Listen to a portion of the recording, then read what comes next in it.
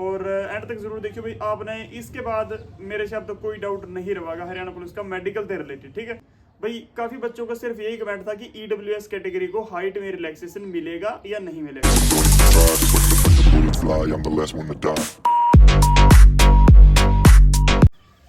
तो नमस्कार दोस्तों, भाई स्वागत आप सभी का एक और नई वीडियो में, ठीक है। और जैसा कि मैंने आप तक कहा था भाई, हरियाणा पुलिस की मेडिकल की एक डिटेल्ड वीडियो लेके आएंगे। आज मैं आपको बताएंगे भाई हरियाणा पुलिस के मेडिकल की बिल्कुल डिटेल तक बात करांगे।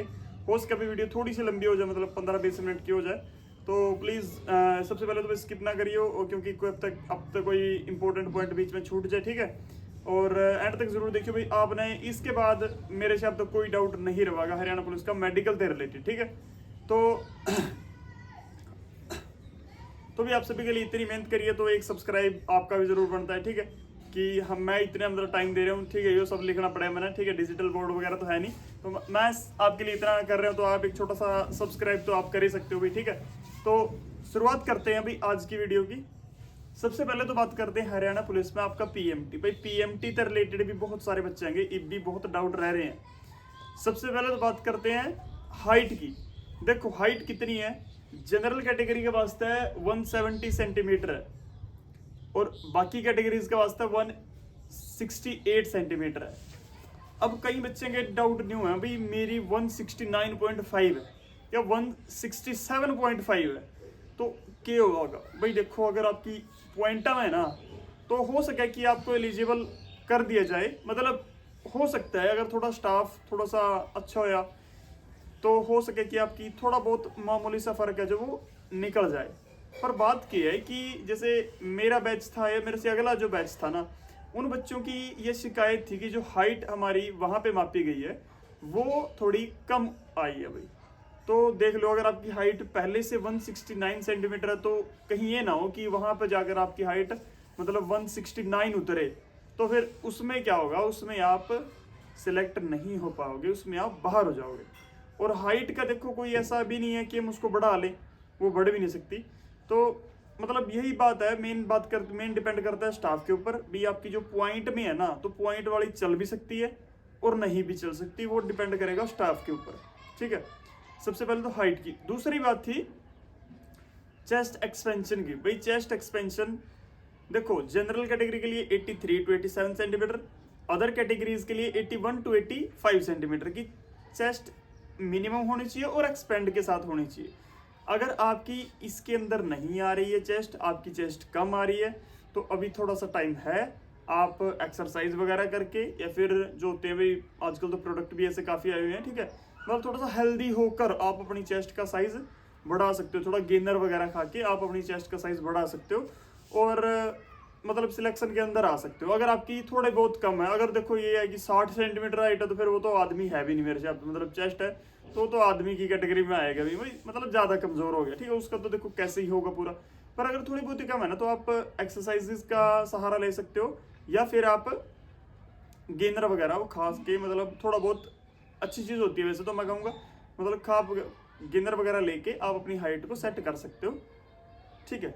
नेक्स्ट बात करते हैं भाई रिलैक्सेशन की, मतलब मेन डाउट आ रहा था, ठीक है। रिलैक्सेशन, एज रिलैक्सेशन और हाइट वगैरह में रिलैक्सेशन। तो दोस्तों एज में भी जनरल कैटेगरी के लिए एज 25 की है और बीसी कैटेगरीज के लिए 3 साल की और मतलब 3 साल की रिलैक्सेशन है। एससी कैटेगरी के लिए 5 साल की रिलैक्सेशन है। ईडब्ल्यूएस कैटेगरी के लिए पिछली बार 5 साल की रिलैक्सेशन दी गई थी, इस बार पता नहीं कितनी दी जाएगी, मतलब इस बार का भी तो नोटिफिकेशन आएगी तो ही पता लगेगा। तो ईडब्ल्यूएस कैटेगरी के लिए दोस्तों हाई मतलब एज में रिलैक्सेशन कम से कम आप 3 साल की तो मान के चलो, हो सकता है कि 5 साल की भी आपको रिलैक्सेशन मिल जाए। इसके अलावा बात करें कि हमारी एज कब से ली जाएगी, भाई हमारी एज जो है वो नोटिफिकेशन की डेट से, वैसे तो जनरली बात कर रहा हूँ, नोटिफिकेशन की डेट से ली जाती है और बाकी डिपेंड करेगा गवर्नमेंट के ऊपर, नोटिफिकेशन के ऊपर। हो सकता है कि आपकी एज सीईटी की नोटिफिकेशन से भी मानी जाए, ऐसा भी हो सकता है, ठीक है।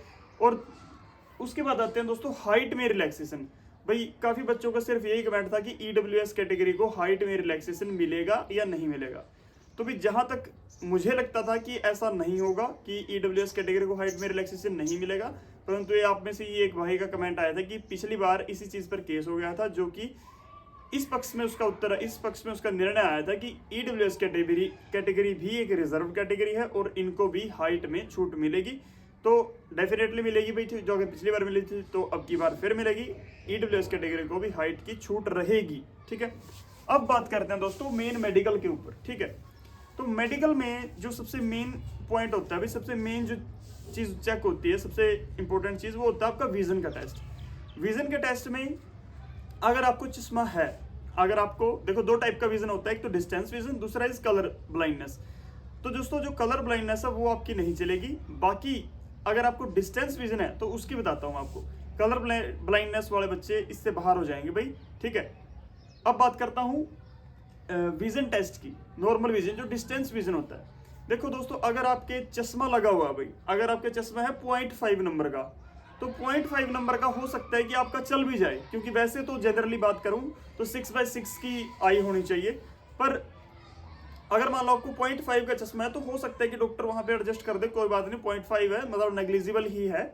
पर अगर दोस्तों आपका चश्मा जो आपका 2 नंबर का, 3 नंबर का या उससे ज्यादा है, 2-2.5 नंबर का या 3 नंबर का उससे ज्यादा है, तो आप भाई बेहतर यही है मेरी सलाह में कि आप अभी लेजर करवा लें। अगर आपको पता है कि आपका आएगा और आप सिलेक्शन पा सकते हो तो आप अभी लेजर करवा लें, वो ज़्यादा बेनिफिशियल रहेगा। क्योंकि वही है, फिर चश्मे के साथ आप ट्रेनिंग में भी दिक्कत पाओगे, और अगर आप अभी करवा लोगे तो जब तक आप ट्रेनिंग पे जाओगे तो वो बिल्कुल सेट हो चुकी होगी, उसमें ट्रेनिंग में भी आपको कोई दिक्कत नहीं आएगी, ठीक है। इसके अलावा दोस्तों ये था आई टेस्ट। इसके अलावा दोस्तों बात करते हैं ब्लड टेस्ट की। तो भी आपके ब्लड टेस्ट होंगे, आपका सैंपल ले लिया जाएगा और आपके जो भी आपके ब्लड के टेस्ट होते हैं वो सारे होंगे। इसके लिए मेरी आपको सलाह यही है कि जिन भी भाइयों को ऐसा डाउट है तो आप क्या करें कि अपने गवर्नमेंट हॉस्पिटल में जाएं और वहां से निःशुल्क आप वो सारे ब्लड टेस्ट करवा सकते हो, वो आप पहले ही करवा लें। अगर आपकी कोई चीज़ ऊपर नीचे है, कोई हार्मोन या जो भी होता है एसिड वगैरह वो कम या ज़्यादा है, तो आप उससे पहले ही उसका इलाज करवा लें, 15-20 दिन पहले ही। वो अपना जब तक आपका मेडिकल होगा तब तक वो नॉर्मल हो जाएगा, ठीक है। उसके बाद बात करें दोस्तों एक्सरेज की। भाई आपकी चेस्ट के एक्सरेज होंगे, ठीक है। मान लो कई बच्चों क्या होती है कि बचपन वगैरह में कोई चीज़ लग जाती है, चेस्ट में डिफॉर्मेलिटी होती है, समझ गए होगे आप, ठीक है। थोड़ा बहुत चेस्ट ऊपर नीचे होती है तो उसका एक्सरे होता है, ठीक है। आपकी पसली वगैरह भी कहीं टूटी वगैरह तो नहीं है, तो उसका एक्सरे होता है जो कि नॉर्मली होता है। उसमें मेरे ख्याल से आप तकरीबन फिट ही होगी, ठीक है। उसके बाद भाई HIV टेस्ट होता है, ठीक है। आपका ब्लड का सैंपल लिया जाता है और उसका फिर HIV टेस्ट किया जाता है भाई, ठीक है। और ये अगर पॉजिटिव आ गया तो आप समझ गए होंगे, ठीक है। तो ये आपका नेगेटिव आना जरूरी है, ठीक है।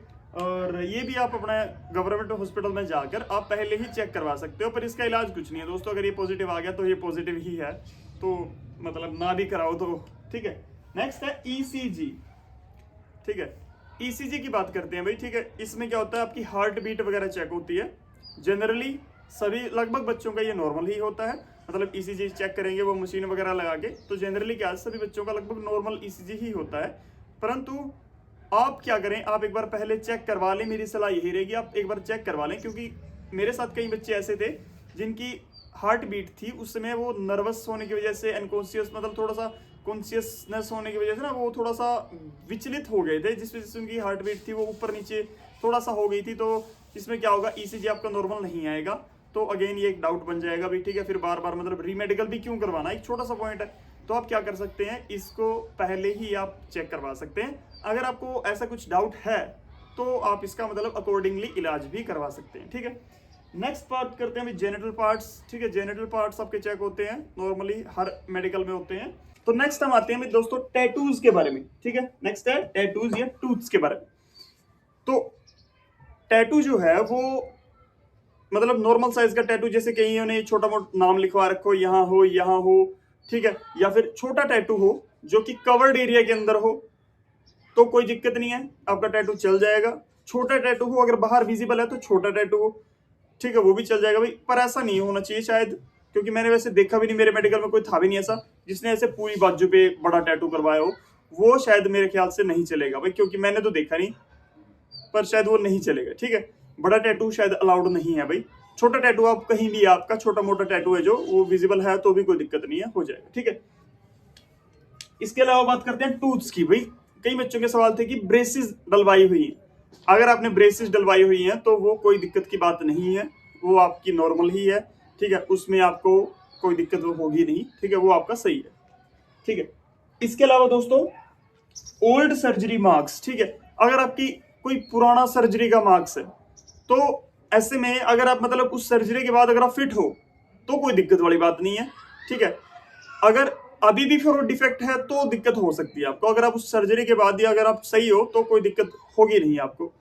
इसके अलावा दोस्तों मान लो आपकी उंगलियां, एक दो उंगली आपकी कटी हुई है, ठीक है, अगर आपकी कोई उंगली छोटी मोटी कटी हुई है या टूट गई थी बचपन में, वो सेट नहीं हुई है, तो उसमें भी आपको कोई दिक्कत नहीं आएगी, मेरे ख्याल से तो नहीं आएगी, क्योंकि ऐसे एक दो बच्चे मैंने देखे हैं जिसकी एक उंगली या दो उंगली बीच की कटी हुई थी, ठीक, मतलब थोड़ी कटी हुई थी, तो ऐसा शायद चल जाएगा, पर मैं इसके बारे में श्योर नहीं कह सकता आपको, ठीक है। इसके अलावा दोस्तों हियरिंग टेस्ट भी, तो नॉर्मली क्या होता है वो हमारे, आप हियरिंग का टेस्ट होगा आपका, वो मशीन से आपके कान वगैरह चेक करेंगे, और इसमें मेरे ख्याल से नॉर्मली होता है। अगर किसी का भाई जो आपका कान का ईयर ड्रम है वो फटा हुआ है तो अभी आप सर्जरी करवा लें उसकी, ठीक है, क्योंकि जब आपका मेडिकल होगा अभी 4-5 महीने के बाद ही होगा, ज्वाइनिंग से पहले ही, मतलब ज्वाइनिंग से पहले जस्ट पहले ही मेडिकल होता है, तो तब तक आपका ये बिल्कुल सेट हो जाएगा, ठीक है, और तब तक आप एलिजिबल भी हो जाओगे, मतलब कोई दिक्कत नहीं आएगी आपको, ठीक है। एक होता है बीपी, ब्लड प्रेशर, ठीक है, बहुत कॉमन सा टेस्ट है, ब्लड प्रेशर आपका चेक होगा भाई, और कई बच्चों के ब्लड प्रेशर का इश्यू रहता है, ठीक है, तो वो क्या करें, पहले अपना, अगर आपने नॉर्मली चेक करवाया भी होगा या नहीं करवाया है तो एक बार करवा लेना, ठीक है, आपको पता लग जाएगा कि आपका नॉर्मल जो ब्लड प्रेशर वो नॉर्मल रहता है या थोड़ा बहुत ऊपर नीचे होता है, तो उसके अकॉर्डिंगली भी आप पिल्स वगैरह या फिर आप इसका इलाज करवा सकते हैं, और ताकि आप मेडिकल में फाइनल में आपको कोई दिक्कत नहीं आए, ठीक है, पहले ही आप सेट हो जाओ, ठीक है। Next is the urine test, ठीक है, तो भाई वहां पे जब जिस भी गवर्नमेंट हॉस्पिटल में आपका मेडिकल होगा तो वहां पे आपके यूरिन के सैंपल लिए जाएंगे दोस्तों, और उन वो चेक होंगे, तो इसके लिए भी मैं आपको यही सलाह दूंगा कि अगर आपको यूरिन वगैरह में कोई इशू है, अभी है, आप चेक करवाएं, गवर्नमेंट हॉस्पिटल से करवाएं, बिल्कुल फ्री ऑफ कॉस्ट आपका चेक हो जाएगा, और चेक करवाने के बाद आप उसका अकॉर्डिंगली इलाज करवा लें, और बेस्ट यही रहेगा कि आप पहले इलाज करवा लें फाइनल मेडिकल से पहले ही, तो आप बिल्कुल एलिजिबल हो पाओगे, ठीक है। Next is major chronic disease, भाई ऐसी कोई आपको फैलने वाली बीमारी नहीं होनी चाहिए, ठीक है, जैसे एक तो यही होगी HIV, ठीक है, इसके अलावा वैसे ठीक है, HIV को हटाओ, ठीक है, दूसरी कोई ऐसी फैलने वाली बीमारी आपके नहीं होनी चाहिए, जैसे वो माता वगैरह होती है, तो वो आपको उस समय पर नहीं होनी चाहिए जब आप फाइनल मेडिकल में जाओगे, ठीक है। इसके अलावा नोक नी, भाई ये देखो, वैसे मतलब नोकनी की समस्या, जिसके यहाँ से घुटने कहते हैं शायद इनको, ठीक है, गोड्डे बिड़ते हैं जिनके, तो ये एक मेजर इशू है, ज्यादातर बच्चे जो है ना, मतलब बहुत सारे बच्चों को ये दिक्कत मिलेगी भाई, आर्मी और एयरफोर्स नेवी वगैरह में ये एक मेन इशू होता है, पर हरियाणा पुलिस या लोक मतलब जो आर्म स्टेट की पुलिस होती हैं उनमें इतना बड़ा इशू नहीं होता ये, तो आप इसमें फिट हो जाओगे, ठीक है। इसके अलावा अगर आपकी जैसे आर्मी में चेक होती है आपकी पिंडियों के पीछे जो नसें होती है, कई बार कई बच्चों की वो नसें विजिबल होती हैं, तो आर्मी वगैरह में आप उसमें भी डिस्क्वालीफाई हो जाते हो, आर्मी में आप फ्लैट फुट में भी फ्लैट फुट होते हैं, एयरफोर्स में चेक होते हैं दोस्तों, तो उसमें भी आप डिस्क्वालीफाई हो जाते हो, परंतु यहाँ पर ना तो आपका मतलब जो पिंडी की जो आपकी नसें दिखती हैं उससे भी मतलब कोई चक्कर नहीं है, और अब फ्लैट फुट का भी हरियाणा पुलिस में या फिर लोकल जो स्टेट पुलिस होती है उनमें कोई दिक्कत नहीं आएगी, ठीक है। इसके अलावा दोस्तों अगर बाय चांस रीमेडिकल की दिक्कत, मतलब बाय चांस उस समय आपको कोई ऐसा लोकल सा पॉइंट सामने आ गया, जैसे हमारे साथ एक लड़की, जब हमारा मेडिकल हो रहा था तो हमारे साथ लड़कियों का भी मेडिकल हो रहा था, तो उस समय क्या हुआ कि एक लड़की के थोड़ा सा हार्मोनल डिसबैलेंस हो रखा था, क्योंकि वो लड़की का एक छोटा बेबी था, वो उसको फीड कराती थी, और उस वजह से वो शायद थोड़ी बहुत गोलियां वगैरह ले रही थी, तो वो ब्लड में उसकी रिपोर्ट आई तो वो थोड़ी सी मतलब नेगेटिव आ गई थी, तो ऐसे में क्या हुआ, वो बेचारी रो रही थी, फिर ऐसे में क्या होगा भी आपका रीमेडिकल होगा कुछ दिनों के बाद, ठीक है, अगर आपका पॉइंट जो है डिसॉल्व हो सकता है, छोटा पॉइंट है डिसॉल्व हो सकता है, तो आपका रीमेडिकल हो जाएगा 5-10 दिनों के बाद हो जाएगा, उसमें भी आपको बिल्कुल घबराने की जरूरत नहीं है, आप अगेन दवाई वगैरह लेके मतलब नॉर्मली फिट होके आ सकते हो बिल्कुल, ठीक है। और इसके अलावा, इन सब के अलावा दोस्तों आपका एक छोटा सा साइकोलॉजिकल टेस्ट भी होगा। मतलब जब आपको वो हमारे साथ जो हुआ था वो बताता हूँ कि जब हमें मेडिकली फिट का जो सर्टिफिकेट दे रहे थे सीएमओ साहब से, ठीक है, तो वो 2-4 क्वेश्चन हमें वैसे भी पूछ रहे थे हमारी मतलब पर्सनल लाइफ से रिलेटेड। वैसे वो साइकोलॉजिकल का टेस्ट होता है, साइकोलॉजी का टेस्ट होता है वैसे वो। और उसमें भी मेरे ख्याल से आप सभी में से किसी को कोई दिक्कत नहीं आने वाली, क्योंकि आप सभी लोग जो है वो हाईली क्वालिफाइड हो, डिजर्विंग कैंडिडेट्स हो। क्योंकि जो इतनी भीड़ को पछाड़ के नौकरी की रेस में फाइनल तक पहुंचा है दोस्तों, वो मेरे ख्याल से बहुत ज़्यादा डिजर्विंग है। और किसी भी छोटी कमी की वजह से आप बाहर नहीं होने चाहिए, ठीक है। और बस आपके लिए बहुत बहुत शुभकामनाएं, और मैं दुआ करूंगा कि सभी दोस्त जो इस वीडियो को देख रहे हैं और जो सब्सक्राइब करेंगे वो जरूर सेलेक्ट होंगे। इसके अलावा दोस्तों मुझे नहीं लगता कोई पॉइंट बचा है। अगर अब भी बचा है तो please do comment to me, इस वीडियो पे कमेंट डाल देना, और उसको भी कोशिश करेंगे कि आपको नेक्स्ट वीडियो में समझाया जाए या फिर उसको एक्सप्लेन किया जाए, ब्रेक डाउन किया जाए। और इतनी मेहनत करने के लिए भाई एक सब्सक्राइब तो जरूर बनता है। आप प्लीज़ वीडियो में यहाँ तक पहुंचे हो तो सब्सक्राइब जरूर करें। और इसके अलावा कोई भी डाउट हो तो फॉलो करो, सब्सक्राइब कर दो और लाइक कर देना, अपने दोस्तों के साथ शेयर करो दोस्तों, क्योंकि ये वीडियो उनको बहुत ज़्यादा इन्फॉर्मेशन उनके लिए हो सकती है। हो सकता है कि वो पहले ही अपनी जो दिक्कत है उनकी बॉडी में वो पहले ही कवर करवा ले और हरियाणा पुलिस में वो फिट हो जाएं और ज्वाइन हो जाए, ठीक है। तो थैंक यू दोस्तों for watching this video and be happy. स्वागत आप सभी का हरियाणा पुलिस के परिवार में, ठीक है।